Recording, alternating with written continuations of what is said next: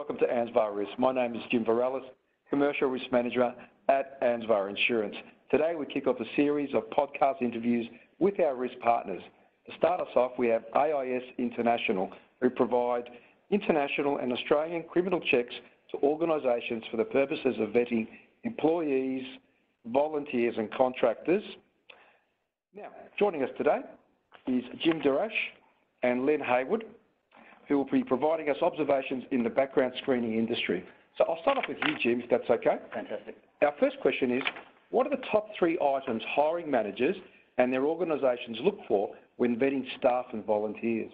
Well, it's the key points, which they're looking for a criminal history check, a credit check, and then also an employment and education verification checks as well, amongst other things. That's great, thank you. Len, are there any observations you can share from background checks conducted in our core sectors, such as faith and non-for-profit? So, as far as not-for-profit is concerned, we're very involved in the not-for-profit area. It's very important for a volunteer to have a criminal history check before they go into the community, because they've got to enter people's homes, they've got to drive the community bus or drive the community car. So, very important. Okay. Jim, question for you. In Australia, can you provide us an example of an organisation using your current portal and how easy they find it? Absolutely. Well, we deal with the Australian government, one of their sectors for the health sector. And so we're one of their key providers for international background checks. And so we work with them and with their clientele coming through our portal. We've set up answers in our portal as people go through their various aspects of the check, so they've got information to help them get through that process. We also provide support by email, but also by phone to answer any questions, again, to ensure that these people get through the background checks as quickly and as smoothly as possible, and just so from an integrity perspective as well, so that they're comfortable and confident about what they've done. So what happens, Jim, if a result comes back not to the liking of the organisation, the hiring organisation? Well, like I say, we talk to both parties, and like I say, we've talked to the employer, and we said, like I say, you can't discriminate against a future staff member based on a background check. And so what you need to do is you have to have that conversation. And the same thing, I've spoken to a lot of people coming through our system, and they flag that. I've had an issue in my past. And I said, well, the biggest key you have to do is you're going to have to explain what happened. Is that going to be, and depending on the role that they're going for, is that going to affect their status in that organization? And it's something that if the organization can live with that, with their history, then it works. And otherwise, it's a matter of going, hey, we have to not proceed with that applicant. Sure. Okay. Len, I'll just direct this one. Can you provide a case study of an organisation that did not undertake a background check, and what are the consequences of that? Okay, sure. In Queensland many years ago, there was a clinician who was hired without a background check, any sort of screening process at all. And I think we're all pretty well aware of what happened then. Some people actually died from the process, unfortunately. So since then, the screening procedures put in place are there to try and alleviate that. But nothing's perfect, Jim. Sure. People can still slip through sometimes, but at least we're doing something about it now. That's right. Okay. No, thank you. I'll stay with you, Len, on the next question.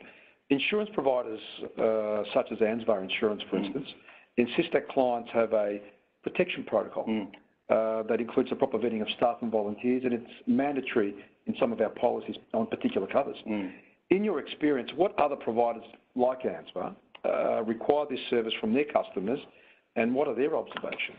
Okay, so overseas we work with other insurance providers, financial institutions. So it's imperative that they're protecting their business by making sure the people that come into the business are who they say they are, who they think they are. If you don't do it, you're opening yourself to all sorts of potential issues. Sure. Okay. Jim, for you, please. How easy and secure is the AIS online portal, particularly in relation to the collection of personal data as well? Well, like I say, for us, we have a 2-step process for a client to be able to access our system. And so that way, this is secured, where they have the only person can get through is themselves into our portal. They can complete the background check information itself. then that result goes sent directly to their employer or prospective employer without any manipulation. So the employer is getting an authentic result. Also, too, with our system is people come and go, and sometimes they start an application, then they disappear for a while, and so after 30 days it locks. And so again, so ensure that nobody else can potentially get into that system and access their data. So we've got a variety of different processes in place to ensure the integrity of our system and to protect our clients' data. There's been a lot of talk and media information about cybersecurity at the moment, especially in and around government bodies and institutions. How do you counter potential cyber attacks, or the potential of a cyber attack in the future? So we have penetration testing to make sure that our systems are secure. It's very important to do that. We're cloud-based. The encryption is very, very strong. So yeah, that's probably the best thing to do is penetration testing. Sure. To make sure your system's fine. Fantastic. Well, that's good to know. Jim, back to you. How long is the application process from submitting the form to receiving the results? Okay, so for us, if we're looking for an Australian background check, whether it's for an employee or a volunteer, it's usually 1 to 2 days once the application's been completed. So it's completed, we take a look at it, we ensure that all the information is accurate, so then we can forward it on knowing that it's going to get run through the system immediately. So it's 1 to 2 days. If it's needed to be a manual check, that can take upwards of 2 weeks, and that's just in case whether there's a potential hit or a similar name to that person who's had a criminal past. And then when we do international background checks, that's generally 2 weeks. Again, once we create a file, that we know that the body that we send it to has all the information they need in order to perform that background check. Thank you. How competitive is the service compared to others? Obviously, for us, we put ourselves in a position for price, where we want to work with people, and and we have a price point that's very competitive in the marketplace, especially from a volunteer check perspective, where in some cases 50% cheaper than others, and that's not sacrificing any service or integrity. And like I said, we follow up and we ensure every background check gets a result and gets the result in a timely manner, so that as we know, it's important for them to get on with the job. And so, like I say, it's all about price and customer service. If I could just add to that, in international sector, we're almost disruptive because our fees are very fair to people. We're not over the top, we're not exorbitant. So. That's great. Well, good to know. Well, a question then for you, and this is our last question today, guys. Len, can you give me a particular profile of what your average applicants are? What's the volume of applicants compared, let's say, to between employees, contractors, volunteers? The majority of our applicants are employees, both in Australia and internationally. You would probably say it's around about 60%, roughly. I would say 30% would be volunteers and about 10% contractors. Great. Okay. Good to know. Have you seen a steady growth in volunteers at all the last few years? Yeah. If they're working in the aged care sector, they must have a criminal check every 3 years. It's mandatory.